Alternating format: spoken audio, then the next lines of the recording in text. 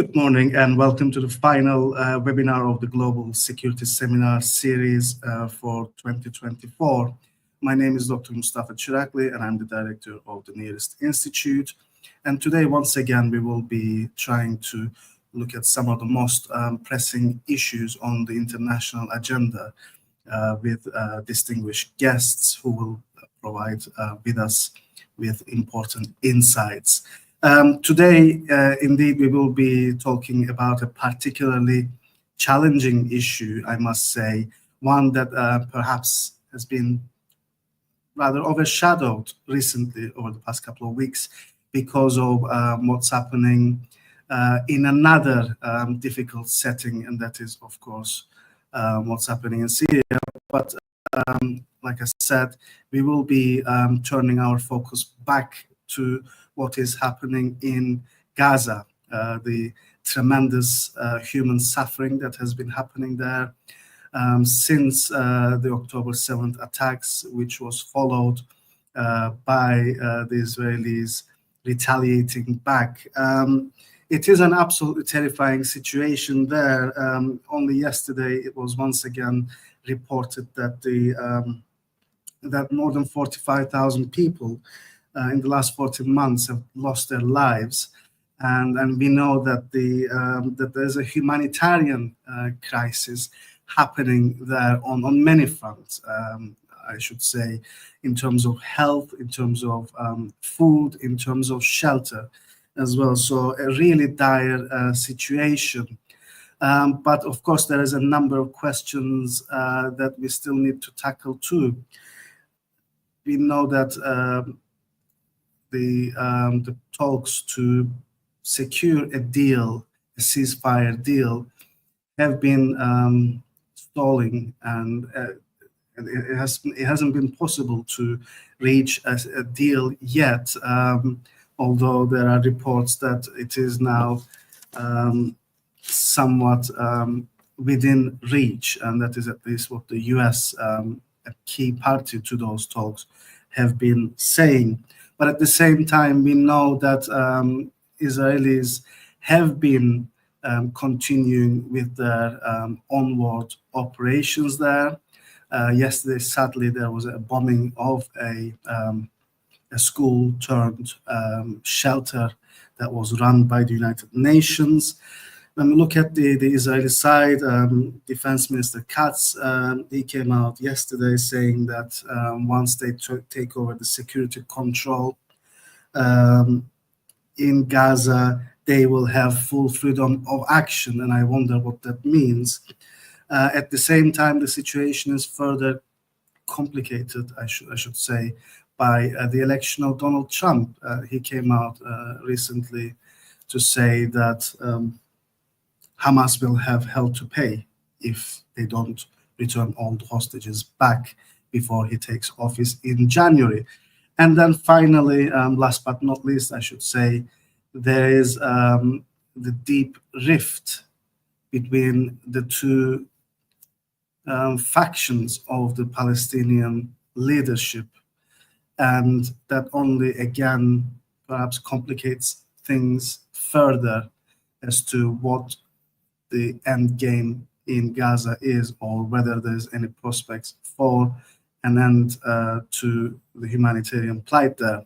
Now, in order to discuss all these issues and many more, we are joined by one of the leading experts on Gaza, someone who is from the region and who's been following the developments there very closely, and she will be able to shed much needed light for us in terms of the latest in the country, but also, perhaps more importantly, its wider regional implications, because I did start the show with a reference to Syria, what's happening in Syria, and of course the two are very intimately related to one another.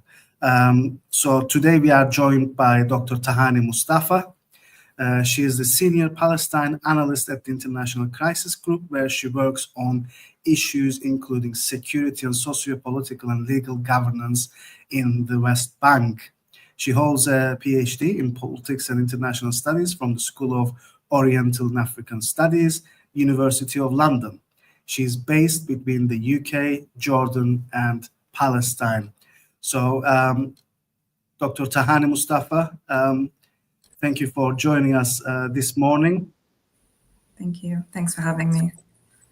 And our guest has agreed kindly to talk to us over the next 15 to 20 minutes, after which we will open the floor for your questions and answers. So those of you watching us from your homes, please do also join the discussion by using the comment box just under your window. So without any further ado, Dr. Tahani Mustafa, thanks again, and the floor is yours. Thank you. So I'm going to touch on a lot of the themes you just sort of brought up or illuminated, and then I'll leave more sort of in-depth elements for the questions. So I'm sure many of your audience who have been following events, even just loosely within the occupied territories and Gaza specifically, have seen in terms of the dire humanitarian situation on the ground. We have something like, I think the estimates now are 45,000 Palestinians. That's a significant underestimate, given that Gaza's healthcare system has completely collapsed. So it has been incapable, at least since May, if not April, of actually dating the figures. So those figures have been quite stagnant since May. So I would caution taking the 45,000 at face value. Rampant across the Strip. We have also seen Israel destroy all schools, universities, hospitals. I mean, Gaza has effectively been rendered unlivable at the moment. So if you were to see ceasefire tomorrow, there is literally nothing left to host what is left of its 2.3 million population. All of these UAE, from other regional states, all these different initiatives. There are about 100 plans, but all of them really effectively relegate Gaza into a tent city, right? It will inevitably be a tent city. Living in ruins, dependent on humanitarian aid for everything. And right now we're also seeing the very real possibility now, something that Palestinians were warning about from the outset of a potential Israeli resettlement in Gaza, which now has become, a real talking point, at least in northern Gaza.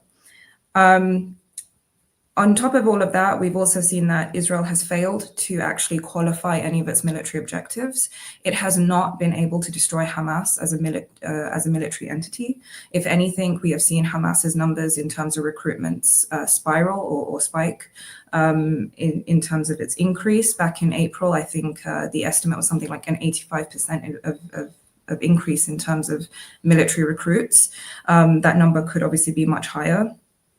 And I think it's important to also warn that, or just to highlight the nuance there, in that Hamas's recruitment strategy right now, or its recruitment base, has nothing to do with its dogma or ideology, and more to do with the context that is fueling this continued reemergence of armed resistance, especially in a place like Gaza, where, again, people have lost everything. They have nothing to lose at this point, and many are now engaging in armed resistance against the Israeli occupation. Which was inevitable. I think many military analysts, political analysts were warning that at the time. This was not going to be the kind of preemptive action that Israel would take in order to guarantee its sense of security. And so, if you look to cases even today, like Jabalia, for instance, in the north, that's a really good instance of how Hamas has the capability to maintain a longer term insurgency. And, Jabalia is just one example of many, and that, counts for both the north and the south. There are no safe zones in Gaza. The south is equally faring as dire circumstances as the north, obviously not to the extremities that we've seen in the north, but still, things like starvation, infectious diseases, Israel's aerial bombardment of pockets of the south are still ongoing. So, when we talk about things like a ceasefire right now, I think I think that kind of conversation has very much shifted to where we were a few months ago, in the sense of many are now anticipating a potential ceasefire. very soon, including Hamas. But the concern now is that that ceasefire could be done in exchange for Israel's full annexation of the West Bank. And I think that has been a very serious concern for the PA and Palestinians more broadly, especially those in the West Bank. The Israeli political establishment has been emboldened enough after Trump's victory to outright now call for the full annexation of the West Bank. And that is coupled with the fact that facts have changed quite significantly on the ground, especially in terms of the West Bank, where we've seen huge amounts of mass displacement. We've seen incidences where Israel has quite literally done what it's done in Gaza, but in pockets of territories in the West Bank. We're seeing it today in places like Tulkarem, Nablus, Jenin, where they've literally raised entire neighborhoods from the ground up. Making them completely unlivable, and where you've had associated displacement alongside with that, as well as the de jure land grabs that are going on right now. And these have been some of the most substantial since 1993. So there is that fear right now. Ceasefire talks over the last year we've seen have very much stagnated. I think a lot of that has to do with the fact that, what we have seen since the 7th of October last year is that Israel is going to try and get away with whatever it can. And Israel has kind of demonstrated that time and time again. Even Israeli media has reported on the fact that, since the outset of this onslaught, Israel has not really been interested in any serious ceasefire negotiation. And where it has, put terms on the table, it's gone full out maximalist in its objectives. But in any case, what we've seen from the Netanyahu administration is that it has tried to derail. I think Israeli media reported something like 9 ceasefire attempts that Netanyahu's administration had managed to derail from the outset. Now, Hamas's demands, on the other hand, Hamas has tried to engage for a ceasefire and from the outset was willing to exchange all hostages for much less. I think at that time it was willing to exchange all hostages in exchange for preventing a ground invasion. And obviously, as the onslaught has continued, we've seen Hamas try to be as flexible as it can with the language of ceasefire in terms of the sort of sequence of what it's been demanding. So it went from things like a permanent or total cessation of hostilities to a phased process. And the latest iteration of that today is the fact that Hamas has now sort of changed or again decided on agreeing to something like a phased withdrawal of Israeli troops. So going from its original position of a total and full withdrawal of Israeli troops to a sort of temporary, allowing for a temporary presence until they actually do reach a total cessation of hostilities. A lot of that could well be down to regional pressures. There has been a lot of pressure on Hamas from regional mediators like Saudi Arabia, Egypt that has a quite an immediate stake in terms of what's happening in Gaza and any post-war planning, given that it shares a direct border with Gaza, and Qatar, who has been pretty pivotal in terms of being a regional mediator between the two sides. But more importantly, I think we've seen the pressures Qatar has come under over the last year, where it at one point, I think of last month or the month before, suspended its role as mediator, claiming that both sides were not taking negotiations as seriously or acting in good faith. But it was still behind the scenes facilitating ceasefire negotiations, and it's still very much involved now as a as a regional mediator. But ceasefire talks at the moment are still very much kind of stagnant, I'd say. At least from the Israeli side, that is still insistent on going full out maximalist in its demands, which is to see the complete destruction of Hamas before Israel even considers a total cessation of hostilities.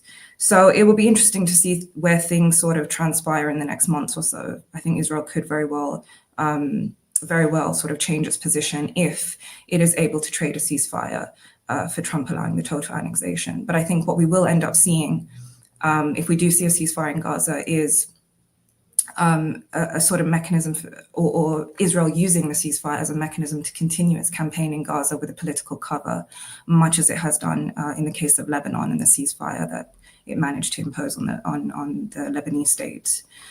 I think with regards to the Palestinian leadership, I mean, I think now, we're in a situation where Palestinians would quite openly proclaim that they don't really have a leadership that represents them. The PA lacks the kind of political legitimacy or traction from its base on the ground. Hamas is not an internationally recognized entity, but yet seems to be the only organized form of resistance against the occupation that Palestinians sort of see. So right now, unfortunately, there is a political vacuum on the Palestinian political scene. And despite the events of 7th of October, and despite the continued absence of alternatives, we still haven't seen the two sides, Fatah and Hamas, able to reconcile their differences. I think, if anything, they've become far more intractable since the 7th of October, where the Palestinian scene is quite literally divided along two lines. One is, do they pursue conciliation with Israel as the route to self-determination, much as the PA has done over the last 3.5 decades, where it's literally gone Palestinians nowhere? Or do Palestinians continue to pursue, choose to pursue resistance as a route to self-determination? And those two intractable discourses have now managed to manifest themselves and clash quite literally on the ground. And for many of you who are following events now in Jenin, it's precisely that intractable diversions in internal Palestinian discussions that has manifested itself on the ground between a PA that wants to pursue conciliation and cooperation with Israel, and where you have the more grassroots that are now pushing to revert back to resistance. And I'm happy to touch on that more actually in the Q&A. On the regional side of things, I think, if we look more closer to home, for instance, the West Bank, since the 7th of October, has not fared any better than Gaza, really. I mean, obviously not as in terms of intensity and scale, it's not as what we're seeing in Gaza, but still, you're talking about the collective punishment that has been wreaked on a population of 3.2 million that had nothing to do with the events of 7th of October. And since then, we've seen, I think I touched on this a little bit earlier, the similar scenes to what we've seen in Gaza, where Israel has gone in preemptively, conducting search and arrest operations, mass arrests. You've had something like 12,000 Palestinians just in the West Bank alone that have been arrested since the 7th of October. You've had something like 800 Palestinians that have been killed in the West Bank since the 7th of October in those arrest operations and targeted assassinations. We have seen mass closures across the West Bank, where literally Palestinian towns, villages, cities have been isolated from one another. That is still very much ongoing. We've also seen the establishment of settler communities establishing their own sort of militias that have been quite literally terrorizing pockets of Palestinian towns and villages, where they have manned the entrance and exit points, prevented Palestinians from going in and out, leaving their villages and towns, while at the same time attacking anyone who tries to. We've also seen farming communities that have been effectively displaced due to settler violence.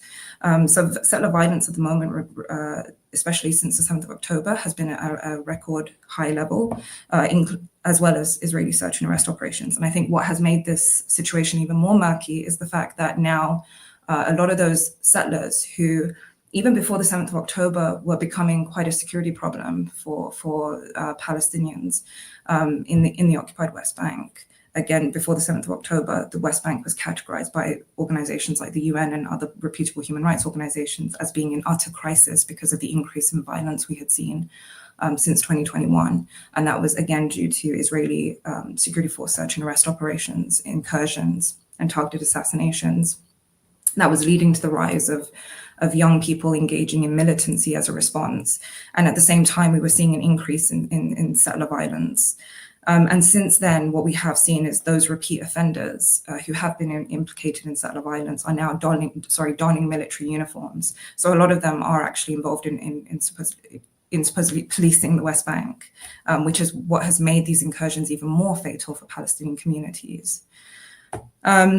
When we're talking about broader regional developments, you've had, before I get to the axis of resistance, I think if you just look to some of the states that Israel has normalized with, they found themselves in quite precarious situations since the 7th of October. You have states like Jordan that are literally trying to play a double-faced PR game, where on the one hand, they've continued with their normalization relationship with Israel. Diplomatic, security, economic ties have remained very much intact. In some instances, we've actually seen countries like Jordan and Egypt provide the diplomatic cover for Israel to continue doing what it's done in Gaza. I think a good example of that was a resolution that was attempted to pass through at the Arab League in November 2023, where the countries that had normalization deals with Israel had blocked any attempt for the Arab region to cut all diplomatic, security, and economic ties with Israel.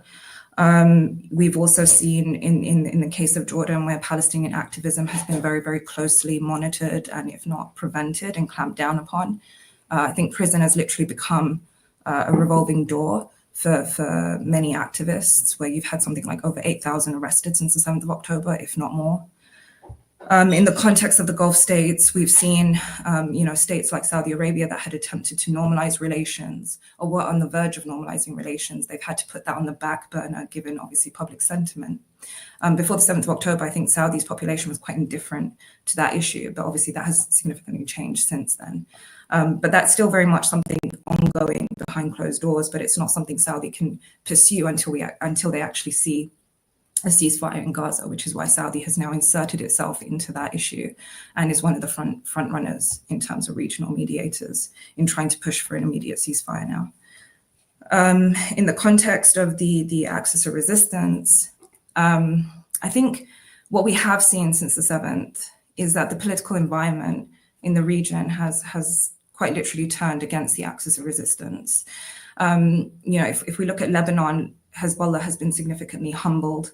And what's worse is that, Israel was able to impose an incredibly unfair ceasefire agreement on Lebanon, where it has managed to violate that ceasefire agreement while also threatening the Lebanese state of any potential retaliation coming from Lebanon. We've seen that Iran doesn't really have any significant or effective deterrence against Israel. If anything, I think it's proven to be a paper tiger. It's quite, it's interesting to see that what should have been a catalyst for more significant Iranian involvement just simply wasn't enough to get Iran involved. Whether it was the assassination of a diplomat within the Iranian capital, or quite literally the offensives or the skirmishes that we've seen between Iran and Israel, that still hasn't been enough to really drag in substantial Iranian involvement in the context of what's going on. Which is why Iran has now, sort of earned itself as this kind of category or conceptualization as a paper tiger, I think. In the context of Syria, again, as far as Syria is concerned, I think we have to be very cautious in terms of how we sort of translate the events in Syria and the implications that we expect to see when it comes to bringing about a ceasefire in Gaza. I mean, as far as Syria is concerned, the Syrian regime has used the axis of resistance, both Hezbollah and Iranian militias that have been useful for the Assad regime during the civil war, but they've also used these entities as a rhetorical tool to lend, the Assad regime had used them as a rhetorical ploy, to lend itself national credibility. But beyond really facilitating the supply of Hezbollah in terms of training and logistics and allowing for some presence of Iranian militias, none of those entities were actually ever capable of launching operations against Israel from Syrian territory. And what we had seen was that Syria had actually adhered quite strenuously to the terms of the 1974 ceasefire agreement with Israel. And what's more, before the 7th of October, I think spanning the last decade, we've seen Israel has been able to disrupt those supply lines by targeting those supply chains through airstrikes, and Syria allowed it to do so with virtual impunity against proxies like Iran and Hezbollah in Syria. So this kind of assumption that Syria has the fall of the Assad regime has somehow now weakened the axis of resistance, I think is quite it's a bit of a baseless argument, and I don't really think it's going to have much in the way of impact in terms of bringing about a ceasefire in Gaza. So I'm gonna stop there, and then I'm gonna leave any more kind of substantial details for any questions that come up. Thank you so much, Tahani. A very, very difficult situation indeed. Now, I have a couple of questions, and I'm sure the members of the audience will also be following on from those with their questions and comments. In fact, some of these questions have been sent to me privately by some of our students here, although they should be using the proper channel. So feel free, guys, to use your YouTube comment box. Now, the first one is on your assertion of the possible full annexation of West Bank and what was happening in Jenin.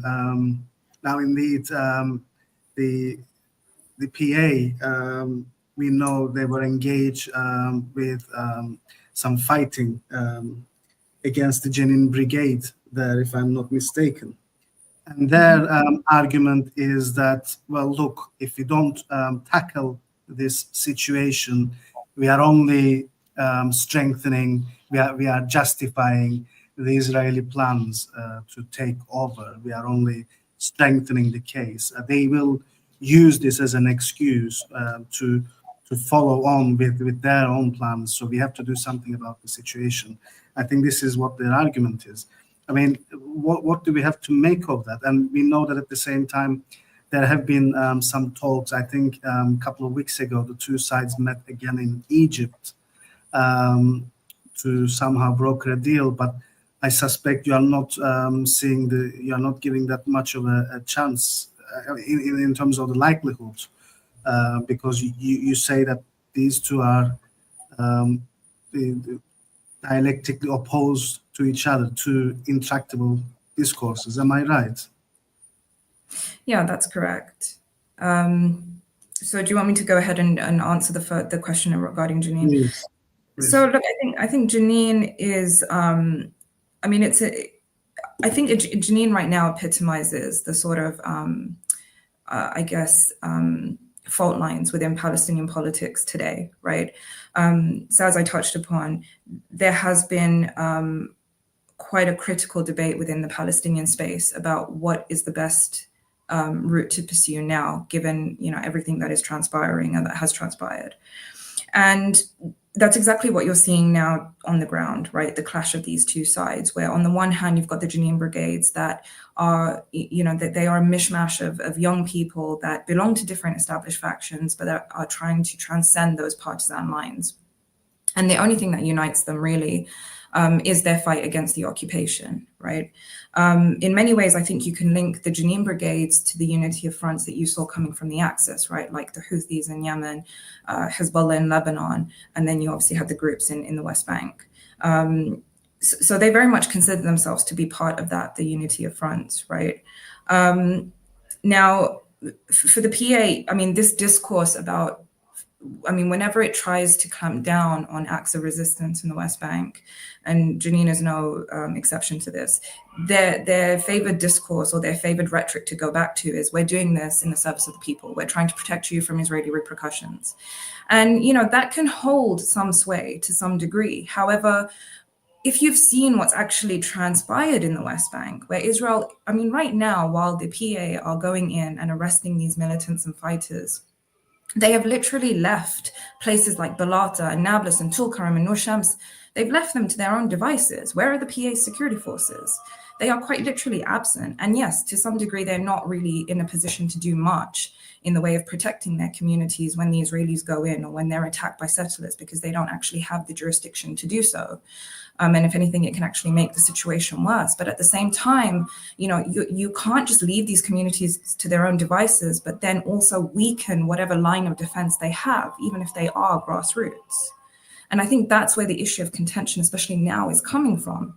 It's like, well, on the one hand, you're not willing to protect us, and you're still trying to pursue, whatever this cooperation that you have going on with Israel that has literally borne them no fruit in the process. Palestinians are not closer to self-determination.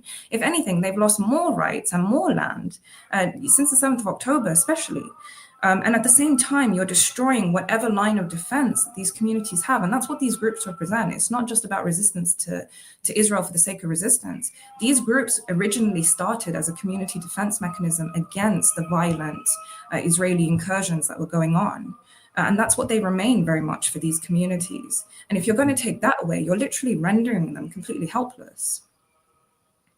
To follow on from that, I have a question from Professor Nur Köprülü, the head of politics here. She says, thank you very much for organizing this timely discussion, and Dr. Tahani Mustafa's attention to detail is impressive. And the question is, I wonder Dr. Mustafa's take on the future status of West Bank, or in other words, what would be the wider implications of this new reality for the Jordan Valley and the West Bank?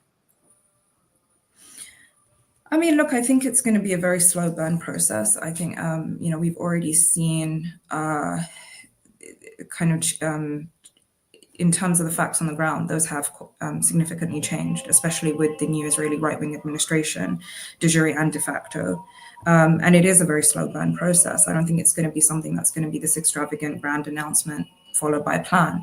I think what we're already seeing transpire now is where we're going to see the trajectory keep going, unless there are going to be mechanisms to hold Israel to account and to raise the cost of Israel's occupation, especially in the West Bank, which we're not seeing. If anything, I think Trump is going to be the thing that sort of green lights this process of full annexation, which is what this right-wing government is hell-bent on doing. And I think Israel will continue to try and get away with as much as it can, because the international mechanisms of accountability are simply not there. It's how we've ended up in the predicament we're in today, where Israel has managed to destroy 1/4 of Palestinian society in Gaza, and is now has its plans set on the West Bank, which is making no secret of, really. But I just want to go back, to your point about Palestinian reconciliation. Yeah, they did have a meeting back in Cairo. And again, Hamas had agreed to terms that maybe a few months ago it probably wouldn't have. And I would put that down again to regional pressure from states like Egypt. But it was interesting because after that agreement had been signed, you had Mahmoud Abbas's people who filled the PLO executive committee come out and reject the agreement outright, saying that this would undermine national unity and consensus, and this holds no legitimacy or sway. So immediately that was an initiative shut down. And I think that's ultimately the problem here, is that you still have these two factions, or Fatah, I would say. You still have Fatah really treating the Palestinian political space as a zero-sum game, where it's all or nothing for them. And you can see that through reconciliation agreements, where most political factions are united around this idea that you need to have reform, you need to have a more representative cross-factional administrative body before we can start thinking about bigger reforms like the PLO and where their foreign strategy vis-a-vis the occupation is going to go. But even with that, Fatah is not willing to relinquish its hegemony over the PA, right? The concern now for Fatah is, if come post-war, any cross-factional body or any administrative body in Gaza could potentially undermine the power basis of the PA in the West Bank, because all money will be funneled to that committee. Gaza will become inadvertently the center of gravity. And if annexation goes ahead in the West Bank, then that signals the end of the PA. And so what you have is a group of self-interested elites on Fatah's side who have literally blocked every attempt at unity since the 7th of October, to the extent where even regional states have become so deeply frustrated. I remember the Qataris were complaining back in January that it wasn't that the PA hadn't had an invitation to the negotiating table over a ceasefire. It's that they refused to come. They weren't heeding calls for unity. They were leaving negotiations in the hands of an entity that is not recognized internationally, where you had Western states saying that any involvement of Hamas in any political process in the day after, not necessarily within the PA or an administrative body, but even within the PLO was a non-starter. But yeah, you're relegating negotiations to that entity that nobody wants to deal with. And all the while, the only people you want to talk to are the Americans that are the ones that are guaranteeing your survival. And that has pretty much remained the strategy of Mahmoud Abbas's Fatah faction. And they have effectively blocked all initiatives to any reform. So, you said that if Israel was to go ahead with the annexation of West Bank, that would be the end of the PA. The question from Professor Dr. Said Akshit, the head of international relations here, is sort of hinting at that. So that would also be the end of a two-state solution, right? So The question says, you stated in your comments a ceasefire may come at the expense of West Bank's annexation. Would that mean the death of a two-state solution? Yeah, I mean, arguably we're already there, right? I mean, what is there left of a potential two-state solution as things stand now, at least within the framework of the Oslo Accords? A two-state solution, I think, for many of us, even before the 7th of October, given the substantial amount of land grabs and expansionism that Israel has pursued over the last 3.5 decades, it has literally made a two-state solution at this point impossible. And I think that reality becomes even more distant as things continue.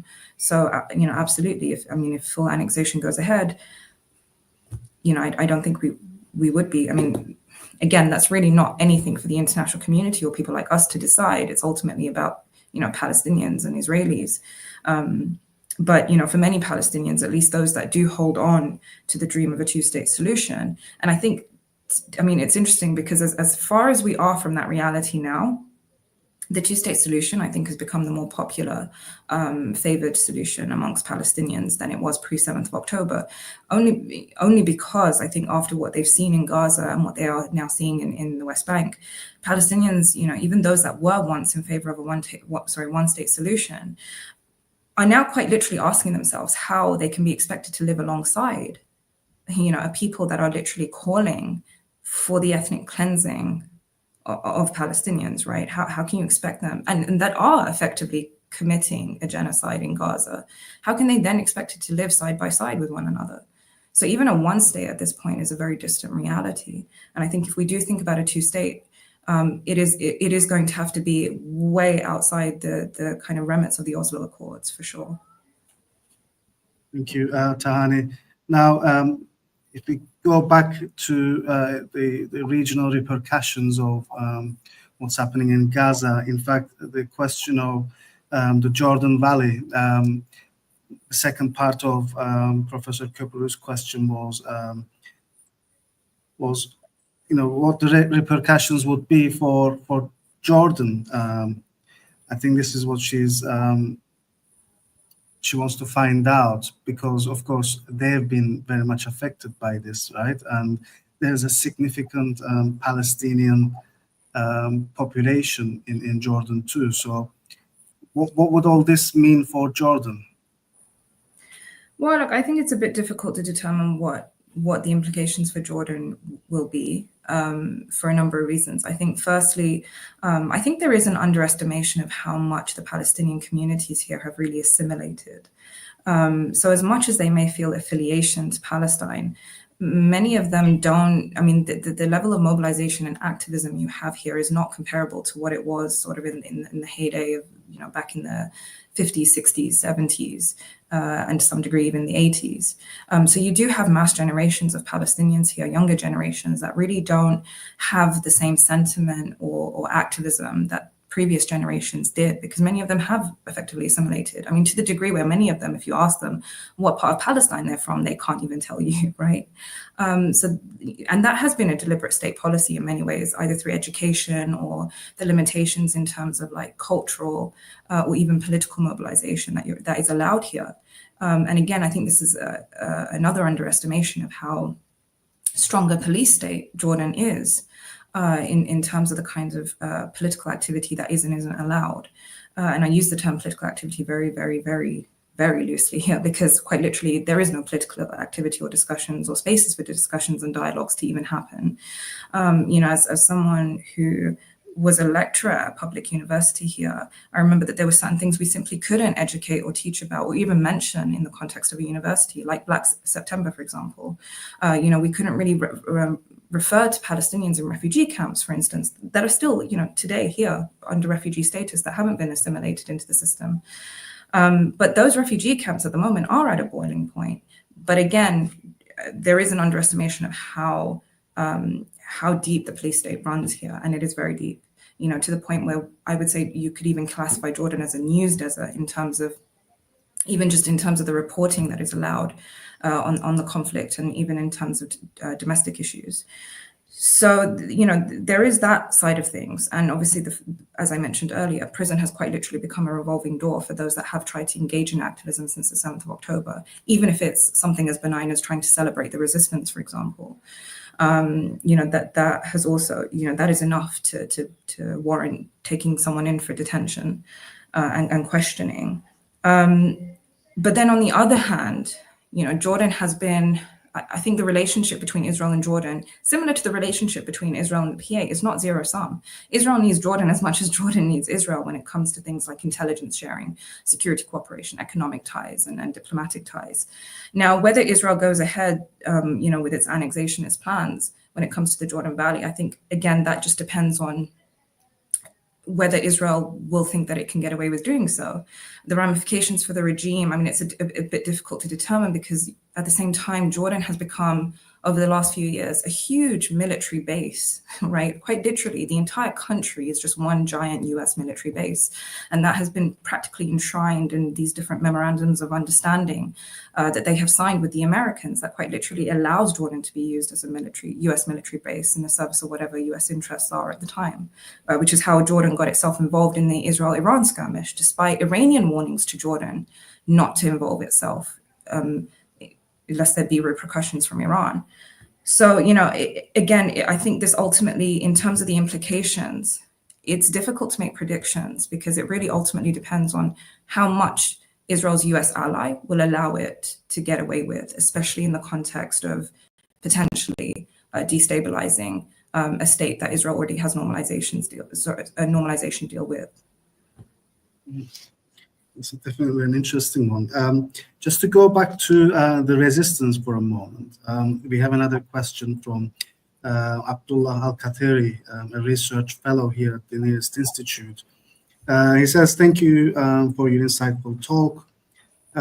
There's a consensus on how impossible to eliminate Hamas. But what is Hamas's aim from the deal that is in the making?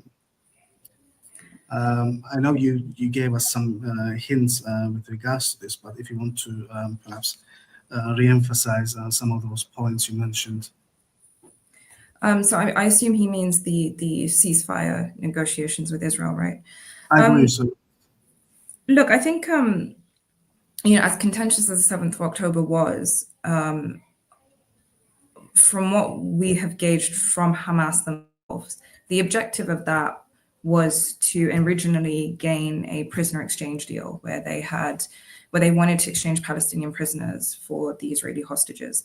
And that had been the initial kind of basis of proposals that were put forward before we saw the ground invasion, right? Which is what I mentioned earlier when I said that Hamas were willing to exchange all hostages for much less at the time to prevent a ground invasion. Now, that has obviously changed over time given the events in Gaza. And as events continue to unfold, Hamas's demands will continue to somewhat alter or increase. But ultimately, what Hamas is after is a full exchange of prisoners alongside the full withdrawal of Israeli troops on the ground, the ending of the blockade of Gaza, and a total cessation of hostilities. That hasn't shifted, that hasn't changed in terms of their demands. What has changed is the language that Hamas have deployed in these ceasefire talks, and how much they've been willing to compromise in terms of how that process sort of operationalizes itself, right? So originally Hamas were insistent on a first and foremost, before any other details of the agreements were to be borne out, was a total cessation of hostilities, not a pause, but a complete permanent ceasefire you're talking about. Obviously that was not acceptable to Israel. So they then decided on a phased process, right, where you would have X, Y, and Z before you get to a total cessation. So that included an exchange of prison, an incremental change of prisoners, allowing humanitarian aid back in, allowing the displaced from the north back to their homes, allowing the withdrawal of Israeli troops, and then a permanent cessation of hostilities. Again, that wasn't acceptable to Israel at the time. That has remained very much maximalist in its objective, which means that Israel will not engage unless they see the complete destruction of Hamas as a military, political, and social entity. And now, just recently, we've seen Hamas go from insisting on a full withdrawal of Israeli troops to they will accept the temporary presence of ground presence of Israeli troops, while you see that process of a ceasefire take effect. So they have tried to be flexible in terms of how they want their demands to be met, and how the language of the ceasefire talks themselves to make it more palatable to both Israel and its US ally. What we have seen from the Israeli side is a complete uncompromising attitude, right? Where Israel has refused to engage in any of these. Even where we have seen, I think we saw one humanitarian pause, right? And even then we were seeing these sorts of loopholes that Israel found for itself, where it was preventing people from going back to their homes. It was preventing population movement from north to south and south, vice versa. It was limiting the amount of humanitarian aid. There was no guarantees in terms of the amount of humanitarian aid Israel would allow in, and we saw that it wasn't allowing anywhere near the sufficient amounts. At the same time, we also saw that the prisoner exchange process, for those that had been released on the Palestinian side, many of those got rearrested, something Israel has a history of doing. I think the last big substantial prisoner exchange they had was back in 2011, and that's when we saw the release of people like Sinwar. But the majority of those that had been released at the time were rearrested, right? So there has been really no guarantee that Israel will stick to its side of the deal. And that has been what has been the sticking point ultimately, is that Hamas's concern is also that there has been no guarantees that Israel will actually abide by the terms of an agreement. And when we say that Israel hasn't been able to qualify any of its military objectives, that's quite substantial when you're talking about the context of a ceasefire, because what Israel is demanding from the Palestinians is total capitulation. But right now, you can't have that with an organization that doesn't operate the same way as Fatah, for example, where Hamas will not capitulate, where it has said it will not capitulate, where it is willing to literally die than actually capitulate to any sort of agreement. But it's also indicative of the fact that neither side are closer to their narratives of victory, which goes back to the point about Hamas being able to pursue quite a long-term insurgency campaign. And the fact that Israel hasn't been able to impose a ceasefire agreement on them should be indicative that as much as Hamas's capabilities have been degraded, they haven't been degraded enough for Israel to be able to impose its will just yet. But just on that point, Tahani, I mean, look, I agree with your point on Iran being exposed as this paper tiger, but at the same time, we know that logistically speaking, this axis of resistance was quite important for Hamas, right? And this is what they would need to sustain this resistance, wouldn't you say? I mean, this insurgency would need somewhat of a material base, and I mean, this is perhaps a question. Feel free to disagree, but we almost all assume that this was what was sustaining Hamas, the help, the logistic help from Iran through that axis of resistance. And now that Syria has been taken out of the equation and that axis has been shaken to its core, where would Hamas get their support from? Logistically speaking, to sustain this insurgency? Well, look, I think definitely Iranian financial support has been important, right? In terms of, to some degree, maintaining the armed resistance in the West Bank and in Gaza, right? But in terms of logistics, I mean, a lot of what we're seeing is actually very much improvised. And I think part of what we've also seen is that Hamas have been quite good in terms of sort of understanding and learning from the mistakes of previous Palestinian insurgency, right? Like, for example, the PLO experience in Lebanon, where it was precisely its dependence on outside logistics that it turned out to be its weak point or its Achilles heel. And that's not what Hamas is. I mean, Hamas, you can see through the videos that they've been releasing, and for many of those that sort of do have a close access to the military wing. I mean, they will tell you, like, a lot of what Hamas depends on, especially now, it is quite primitive. A lot of it is either homemade or it's looted from whatever has been left, Israeli ground troops or bases on the ground. a lot of it is domestic made. I mean, some of it is quite innovative to some degree. For example, like shooting down Israeli drones and then rewiring them and sending them back up to basically locate Israeli coordinates. And we're seeing the same thing in the West Bank, by the way, where the majority of weapons don't actually come from places, like Iran or Lebanon. It actually comes from places like Jordan or looted from Israeli military bases, right? Again, financially, it's supported by these countries, by the Axis. But in terms of the actual logistics, they don't come from the Axis. And again, if you look at places in the West Bank where you've got the Jenin brigades or other armed groups that use similar tactics, again, a lot of it is quite primitive. A lot of the weapons they use are quite old. There's a running joke that Jenin is basically a place where it's literally a weapon stockpile place where, like, once a weapon comes in, it never leaves. It just kind of stays there, right? And is then continuously recycled. And the same thing you can say for Gaza. So I think there tends to be an overestimation as to how much these groups tend to rely, operationally speaking, on the Axis. And if that were the case, then I don't think Hamas would have been able to maintain itself, or any of the factions in Gaza would have been able to maintain themselves the way that they have over the last 14 months, despite circumstances. That is very, very interesting. And I think one final question on the role of the US in all this.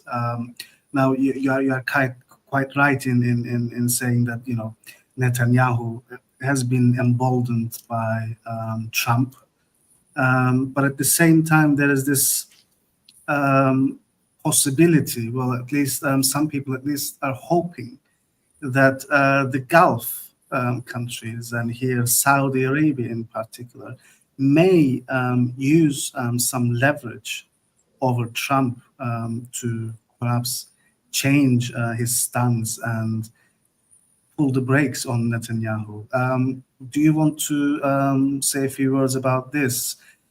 You've mentioned about the pressure, the public pressure, what the people in these countries think of what's going on. We know that Saudi Arabia is an interesting one because they've been hedging their bets. The Americans have been watching this for quite some time in terms of Chinese engagement in the region, the Chinese brokering of the Saudi-Iranian deal. So in order not to lose Saudi Arabia, and in order to perhaps resume these normalization deals, do you think Trump would be willing to listen to the Saudis and apply the brakes on Netanyahu? I mean, I know it's perhaps a hypothetical one, but I thought might be an interesting one. I mean, I think that's something that we've sort of seen over the last 14 months is the way that, not just Saudi, by the way, but those states that do actually have the leverage over Israel, those states with normalization deals, and even Saudi itself, right, as you rightly point out, that could potentially hold sway over the US. We've seen them, completely I mean, I wouldn't even say ineffective. That's to assume that they have tried to use their leverage, and they haven't, right? If anything, as I mentioned earlier, a lot of these states actually provided the cover that was needed for Israel to pursue the campaign that it has. So I find it very difficult to imagine that if Saudi couldn't or was reluctant to apply the kinds of leverage that it does have over what would be comparably considered a more compromising administration like the Biden administration, that again in itself did nothing to curb Israel or limit its access to US weaponry. I don't really see how it would want to or even think to do that under an administration like Trump. I think ultimately, unfortunately, the kind of state of regional politics is one where a lot of the states surrounding the occupied territories or Palestine are very much self-interested. This concept of Arab nationalism and the way that it applies to their foreign policy is no longer a thing anymore. These states do act in pure state interests, and if it's not in their interest to do so, they're not going to do it. And I don't really see what Saudi can gain, for Saudi, that is, if it were to try and do that. Yeah, it's a difficult one, and it's very difficult to draw some kind of a more positive